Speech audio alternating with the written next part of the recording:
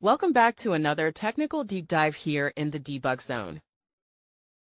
Today, we're tackling a big question and breaking it down with insights from other users. Hopefully, this clears up some misconceptions and helps you get the answer you need. So, buckle up, stay a little curious, and let's jump right in.